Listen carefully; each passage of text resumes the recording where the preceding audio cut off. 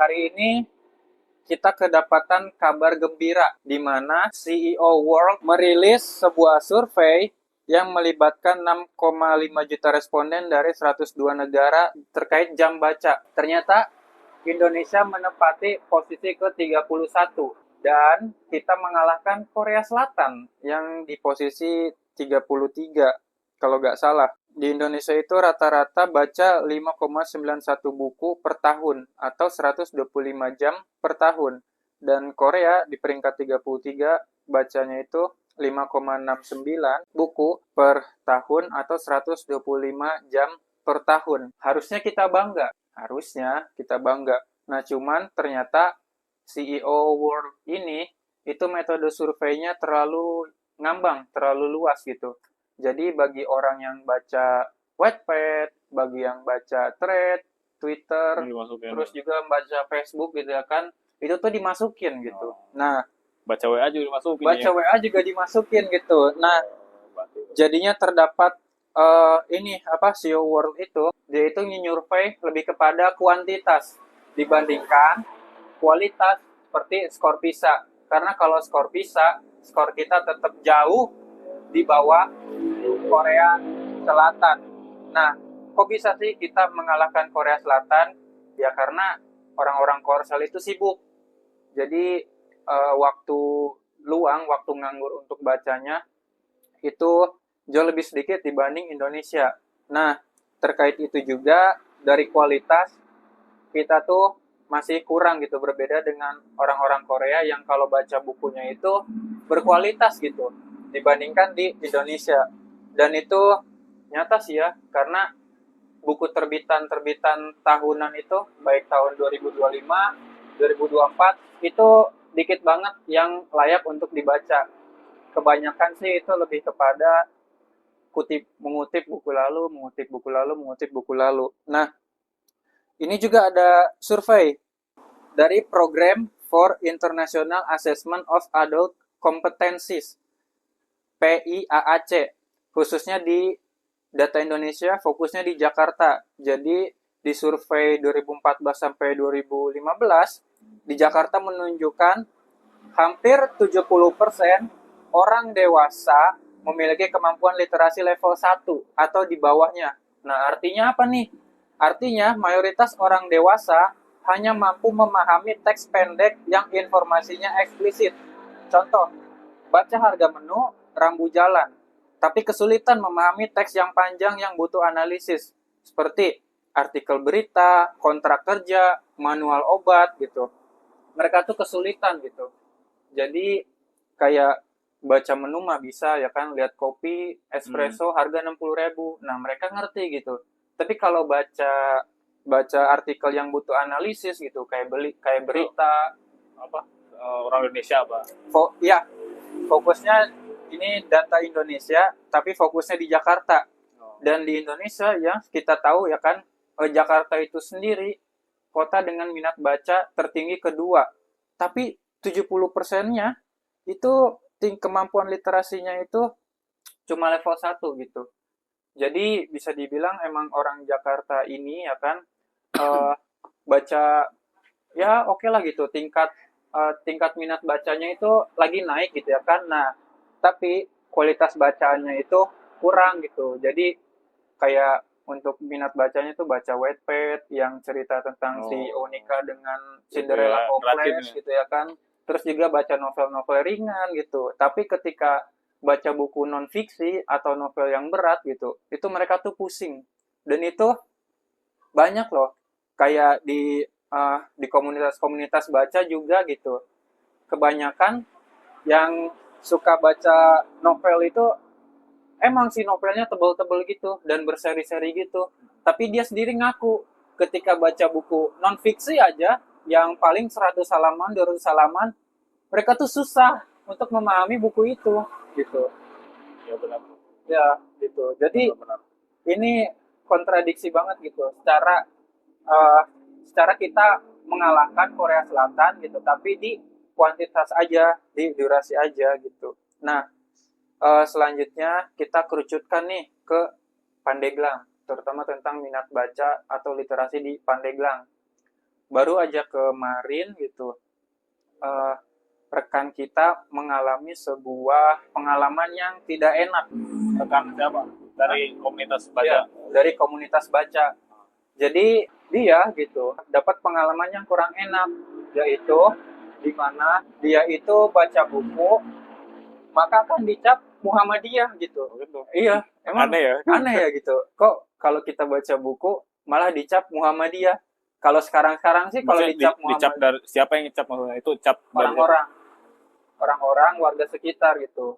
Jadi kalau melihat ada yang baca Iya, buku Bang. dicap Muhammadiyah. Soalnya warga mana aja baru dengar maksudnya. Baru dengar bahwa ada yang baca buku dicap. Iya, sama sih. Baru dengar juga kalau Kayaknya warga dia doang kayaknya. kalau baca buku itu bakal dicap Muhammadiyah. Ya sebenarnya terkait konflik eh,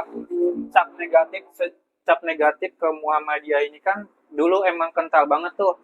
Kayak misalnya Muhammadiyah tuh nggak kunut gitu ya kan, langsung dicap sebagai musuh gitu ya kan. Nah, dan ini baru dengar gitu kalau baca buku itu langsung dicap Muhammadiyah gitu. Ini Karena baru dengar juga. baru dengar, iya, sama baru dengar juga.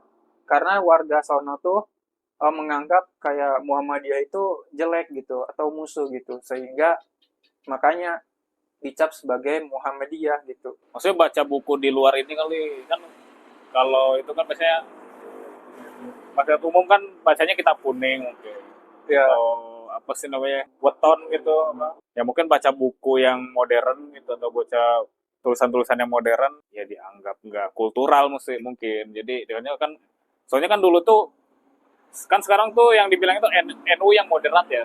Soalnya tuh dulu tuh yang moderat itu Muhammadiyah sebenarnya. Jadi NU itu kultural, jadi abangan. Yang moderat tuh Muhammadiyah, karena Muhammadiyah itu pembaharu sebenarnya. Nah, sekarang ya. itu emang kebalik. Sekarang NU itu dibilangnya yang moderat, yang pembaharu. Ya mungkin kayaknya lebih ke situ sih. Jadi kayak, ini orang baca misalnya baca buku novel atau buku-buku barat atau buku-buku ini yang bukan buku basis agama gitu kan. Ya. Mungkin kayaknya ke situ sih kayaknya. Eh, Karena dulu ya Muhammadiyah ya moderat dulu itu. dan itu ada benernya sih, karena terkait label dicap gitu Muhammadiyah itu jelek, karena ya itu tadi pembaharu yang radikal gitu. Karena eh, dalam tanda kutip kalau kita baca buku, karena terutama baca buku yang agama itu tuh dianggap merusak tradisi. Yang gitu ya. Karena kan tradisi intelektualnya itu kan melewat transmisi dari kiai ke muridnya itu melalui lisan. Jadi tradisi lisan gitu. Jadi apapun kata kiai gitu atau kayak kebiasaan nenek moyang gitu. Jadi ilmu agama itu ditransmisikan secara lisan atau sanad dari kiai ke santri gitu. Nah, jadi ketika ada yang baca buku gitu kan tanpa guru gitu kan, itu dicap merusak kultur gitu. Nah, terus juga karena ini juga pernah ada gitu ya kan, ketika maksudnya ketika lagi ngaji gitu ya kan, transmisi ke kiai gitu. Terus orang ini baca buku gitu ya kan. Loh, ternyata ini contoh aja gitu ya kan. Nah, ternyata tahlilan itu nggak ada loh gitu. Ajaran tahlilan itu nggak ada karena di buku yang gue baca nggak ada dalilnya gitu. Nah, hal itu kemudian langsung dicap gitu ya kan, Muhammadiyah gitu atau Wahabi gitu kan gitu. Karena apa? Secara di buku itu nggak ada gitu ya kan. Jadi langsung dicap gitu. Jadi ada label, ada makna lain dari label Muhammadiyah ini. Jadi orang ini dicap label Muhammadiyah itu bukan karena sekedar ormas gitu, melainkan kata ganti untuk sifat kakulu, anti tradisi, so tahu atau tidak menghormati leluhur. Lebih ke jadi labeling gitu, stigma yang melekat. Ya, labeling gitu. Wow, luar biasa sih. Ya, terus juga kemungkinan rendahnya minat baca di Pandeglang itu sama tradisi ini juga yang tadi itu Dimana kalau kalau kita tuh belajar secara mandiri gitu atau otodidak tanpa kiai gitu, tanpa guru, nanti gurunya setan. Nah, hal itulah yang kemudian hal itulah yang kemudian membuat para pelajar kita, anak-anak muda kita itu takut. Karena kalau belajar sendiri takut sesat, karena yang membimbingnya adalah setan gitu. Terus juga ini udah rahasia umum, kalau kita belajar mandiri kepada buku, itu tuh melanggar hukum. Ada di situ paper penelitian. Apa tadi ulang? Jadi kalau kita belajar sendiri gitu ya kan, tanpa tanpa ada guru gitu ya kan, atau tanpa perantara guru lah gitu ya kan, Belajar apapun ya. belajar apapun gitu, itu tuh melanggar hukum, unlawful gitu. Di paper penelitian dari Universitas Indonesia yang meneliti di pesantren Cidahu Pandeglang, si itu apa, dan anaknya Melanggar hukum tuh hukum apa? Hukum negara apa? kayaknya nggak tahu melanggar hukum apa, hukum agama kali gitu. Jadi kayak itu tadi, kalau belajarnya pakai buku itu tuh memutus sanad gitu. Paham gitu. Nah, jadi dari kesimpulannya gitu, santri-santri ini atau murid-murid gitu kan, pemuda-pemuda ini jadi lebih memilih keberkahannya gitu dibandingkan banyaknya ilmu. Jadi lebih kepada blessing knowledge gitu daripada amount atau banyaknya ilmu gitu. Ya, Itu dari paper penelitian dari UI itu gitu. Jadi hal itulah gitu, kayak orang-orang Pandeglang itu jadi takut nih gitu kalau mau baca buku gitu, takut ntar eh, dibimbing gitu ya kan sama setan gitu kalau nggak melewati guru. Menurut Mem gimana? Eh, Iya kan? Ya nggak apa-apa kan, kita harus punya pandangan kan. Setidaknya memilih pandangan. itu yang Wim sampaikan gitu. Nah, menurut Kari sosiologinya gimana nih? Hah? Kalau belajar itu harus dengan guru itu sebenarnya benar tuh sebenarnya. Terus namanya belajar dengan guru, belajar runut, terus belajar bersanad gitu. Itu ada benernya sebenarnya. Cuman nggak, kalau konteksnya adalah membaca buku gitu. Bukan belajar ya. Iya, baca buku. Baca buku itu bebas saja. Kalau misalkan dari keilmuan ya, misalkan dari sekolah gitu, atau sekolah agama maksudnya kan. Sama aja sekolah umum juga, namanya seseorang dibilang, misalkan seseorang dibilang ustadz, dibilang guru, ya pasti dia pernah belajar terus, pertama belajar bersanad dari gurunya gitu. Bukan, nah seperti di sekolah juga, kenapa kita belajar misalnya dari SD, SMA sampai kuliah itu kan ada gurunya, dan kemudian kita dapat ijazah. Nah maksud itu beda dengan kita nggak sekolah tapi kita baca buku gitu. Kita baca buku banyak mungkin ya, satu perpustakaan mungkin, tapi nggak ada yang melegalisasi itu, maksud dari orang yang kompeten bahwa kita telah belajar gitu secara resmi gitu. Sebenarnya yang bukan sekolah juga banyak kok, yang kayak di Yaman atau di Mesir sana yang emang nggak, sebenarnya dia bukan sekolah tapi lebih ke hola kok. Jadi cuman si ustadz gitu, dia duduk di masjid-masjid, dia nggak sekolah kok gitu, seperti itu. Tapi emang itu bersanad gurunya. Nah kalau emang untuk seperti itu emang benar, jadi emang harus ada gurunya, apalagi di kajian-kajian atau kalau ibaratnya kayak mata kuliah tertentu lah yang emang perlu validasi dari ahlinya gitu. Mungkin bahkan kalau kita belajar science gitu, fisika, kimia, kayaknya emang ya harus, ketika kita cuma baca buku terus kita berdebat gitu, ya emang lebih kuatnya dari ada validasi dari, misalkan kita mengeluarkan suatu, dari kita baca buku doang yang mentahan kita akhirnya wah gue bisa membangun teori baru nih. Tapi itu sebenarnya butuh validasi juga, butuh apa ya namanya ya, butuh seseorang yang bisa mengukur juga. Nah itu maksudnya diantaranya itu fungsi apa namanya, salah satunya itu dengan melewati guru.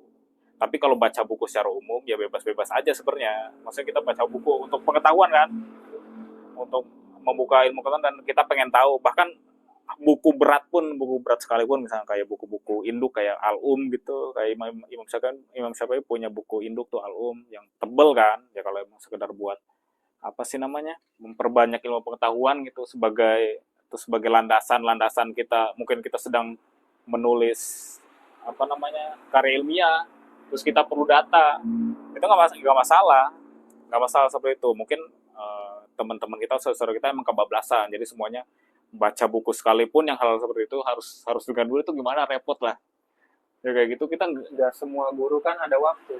iya nggak semua baca buku itu buat apa ya namanya ya, nggak semua baca buku itu ya emang kita apa sih namanya ya, buat ya itu baca buku juga kadang buat senang-senang juga gitu, bukan buat di hal yang diserusin. Bahkan kayak kita baca-baca HP nih, baca-baca berita tuh yang isinya serius, padahal kadang cuma iseng padahal. Jadi nggak semua baca-baca yang serius juga itu hal yang emang serius gitu, terus wah bakal kita anut tuh, enggak sebenarnya. Bahkan kadang kan kita Karyo pernah baca-baca buku-buku aneh, maksudnya kayak buku-buku yang dia dari kepercayaan lain gitu.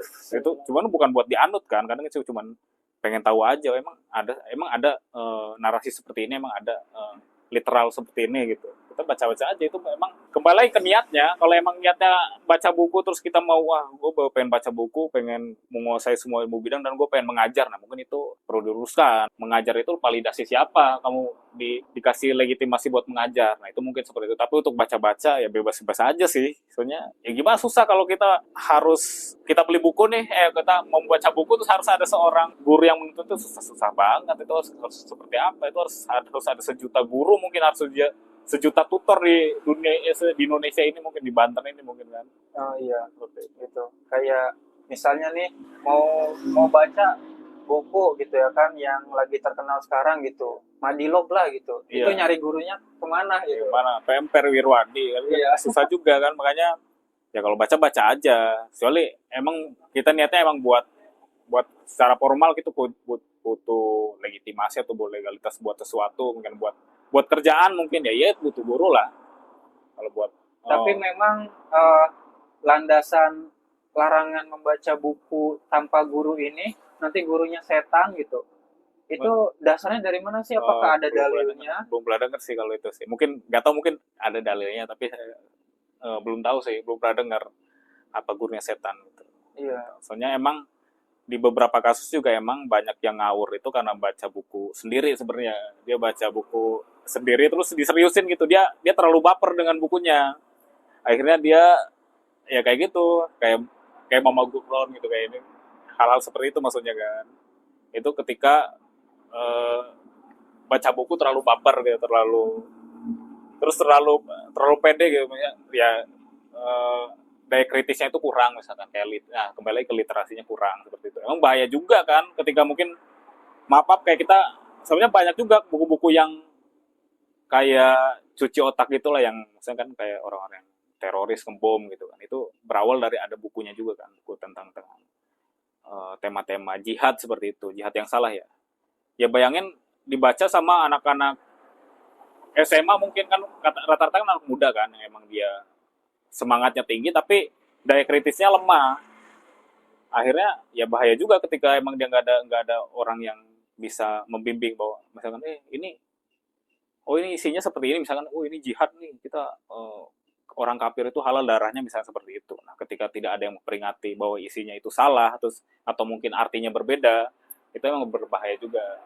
Ya, makanya ketika perlu guru dan nggak perlu guru itu antara ada benar dan ada salahnya juga, tapi emang harus pada tempatnya sih. Soalnya kalau emang dikurung seperti itu, nanti ya Indonesia tetap minat bacanya atau apa sih namanya, ya itu maksudnya orang-orang yang bacanya yang masih rendah aja gitu di kasus. Jadi terkait kayak larangan gitu kan, larangan dan doktrin takut-takutan ini ada pengaruhnya ke minat baca. Kayaknya ada sih, soalnya banyak teman-teman kita juga yang ya emang agak kolot gitu, agak takut malah dia, wah buku wah apaan tuh, maksudnya kan, wah ini ya dia emang agak kolot gitu, terus agak emang kental, ya maksudnya kental budaya kulturalnya gitu, maksudnya dia ya itu tadi kata Mbak, jadi ya lu mempelajari sesuatu memang harus ada gurunya lah. Dia sengeri itu tuh, bahkan untuk bacaan-bacaan sederhana mungkin kayak Marsha setengah salmon kan masa harus baik guru kan, kita nggak mungkin gitu hal seperti itu.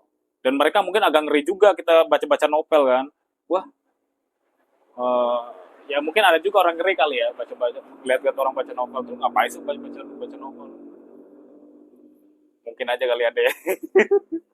Ya karena di kebanyakan orang-orang gitu ya kan, baik itu orang yang udah suka baca, baik itu influencer gitu, itu tuh pasti akan menyalahkan pemerintah gitu, menyalahkan pemerintah terkait minat baca masyarakat yang rendah gitu. Nah, gitu. tapi di sini ada, Bisa jadi sih. tapi di sini itu ada apa ya? Semacam skor dari IPLM, Indeks Pembangunan Literasi Masyarakat. Nah, jadi ada data terbaru dari IPLM Indonesia itu mencapai angka tertinggi dan terus naik gitu. Di tahun 2023 itu skornya udah 69,42.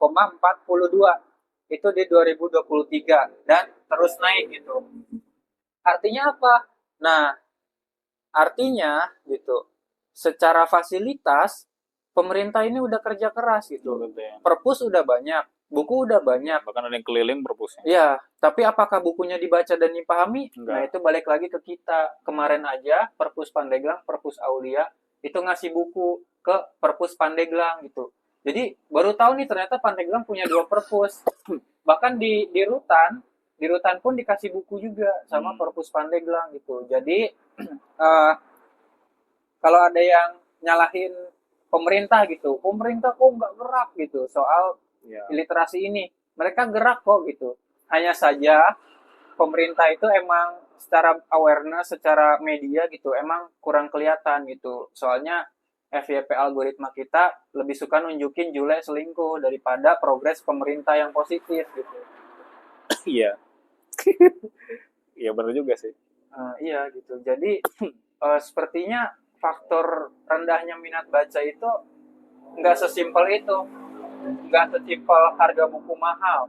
Banyak kok gitu harga buku yang udah lebih murah gitu. Iya, dan buku juga bekas juga banyak. Iya, dan juga nggak sesimpel fasilitasnya kurang gitu. Ternyata ada yang lebih, ternyata ada faktor lain lagi gitu, yaitu kultur masyarakat tadi itu, yang mana takut baca buku, dilarang baca buku karena nanti setan yang ngajarin gitu. Buku ini dikit tuh jadi kiri, jadi PKI nantinya. Ya kan serem juga tuh. Ya benar sih, sebenarnya pemerintah kan sebagai penyedia ya, penyelenggara, fasilitasnya udah banyak kan. Dia kan Udah sebagai fasilitator ya. Baik lagi masyarakatnya mau make enggak. Ternyata kalau dari indeks tadi masih rendah ya, berarti ya itu ya masyarakatnya emang belum minat baca. Ibaratnya ibaratnya mau dikasih buku gratis pun gitu, ya masih kemungkinan nggak dibacanya masih tinggi gitu. Ya, mau gimana lagi sih? Itu mah ya emang namanya minat mah emang nggak bisa ditendang-tendang gitu. Misal, oh ya pemerintah, gara-gara pemerintah nggak bisa nendang-nendang orang buat baca kan enggak kan? Iya. Karena minat kan.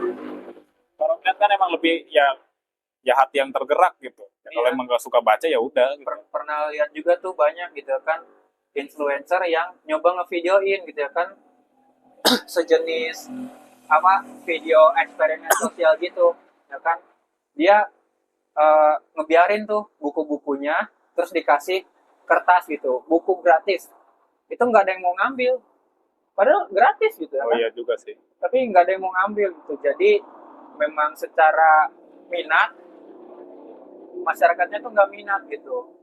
Kalau dibilang terkait buku mahal gitu ya kan, dikasih buku gratis gitu ya kan, bahkan buku dengan kualitas bacaan yang bagus pun nggak mau gitu. Terus harus gimana dong? Nah, komentar di bawah. Iya sih. Kan susah sih. Itu mah emang harus gimana ya? Ya harus menginfluence sifatnya sih, harus menginfluence. Karena minat sih. Nggak cuman disodorin sih.